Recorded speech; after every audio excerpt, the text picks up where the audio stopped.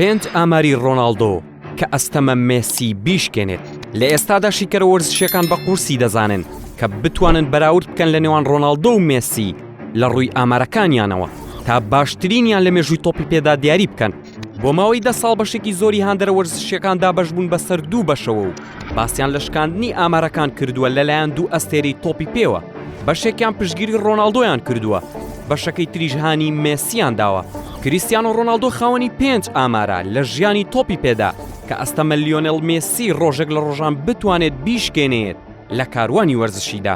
ڕۆناڵدۆ لە 6 ساڵی لە دوای یەک لە 2010 تا 2016 هەموو وەرزێک توانیوێتی زیاتر لە 50 گۆڵ تۆمار بکات کە ئەوەش ئەستەمە هیچ یاریزانێکی تۆپی پێ بتوانێت دووبارەی بکاتەوە. بردنەوەی زۆرترین نازناو لەگەڵ دوویانی جیاوازدا لە یەک وەرزدا. ڕۆناڵدۆ لە ساڵی 2008 لەگەڵ مانچستەر یونایتد زۆرترین نازناوی بەدەستهێنا کە گرنگترینیان پریمەر لیگ و چامپیۆنز لیگ و جامی جیهانییانەکان بوو. دواتر پەیوەندی بە ڕیال مەدریدەوە کردو. لەگەڵ ئەو یانێژ لە ساڵی 2014 نازناوەکانی چامپیۆنز لیگ و جامی سوپەری ئەوروپا و جامی جیهانییانەکانی بەدەستهێناوە. بەوەش یاریزانە پرتوگالیەکە بووە یەکەمین یاریزان کە لەگەڵ دوویانی جیاواز زۆرترینی نازناوەکان بباتەوە. ڕۆناڵدۆ گۆڵکاری چامپیۆنز لیگ بووە لە 6 وەرزی بەدوای یەکدا. هەمووان دەزانن کە ڕۆناڵدۆ بۆتە پاشای مێژووی چامپیۆنز لیگ لە بردنەوەی نازناوەکە و گۆڵ تۆمارکردندا. بەڵام ژمارە بەهێزەکەی ئەو یاریزانە ئەوەیە کە بۆ ماوەی 6 وەرزی بەدوای یەک بۆتە گۆڵکاری پاڵەوانێتیەکە لە ساڵی 2013 تا 2018 و ئەستەمە مێسی یان هەر یاریزانێکی تر بتوانێت ئەو ئامارە دووبارە بکاتەوە.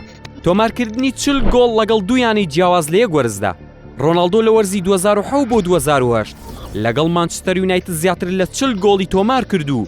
هۆکاری یەکەمی بردنەوەی نازناوەکانی یانەکەی بووە لە وەرزەدا. دواتر لەگەڵ یانەی ڕیال مەدریدیش چەند جارێک ئەو ژمارە گۆڵەی تێپەڕاندووە. ڕۆناڵدۆ لە سێیانی جیاواز لە باشترین پێکاتەی ساڵی ئەوروپادا بووە لەگەڵ یانەکانی مانچستەر یونایتد و ڕیال مەدرید و یۆڤانتۆس کە تەنیا یەک یاریزان توانیوێتی ئەو ئامارەی هەبێت، ئەویش زڵاتان ئیبراهیمۆڤیچی سویدیە و لە ئێستاشدا لیۆنێل مێسی ئەستەمە بتوانێت ئەو ئامارە دووبارە بکاتەوە.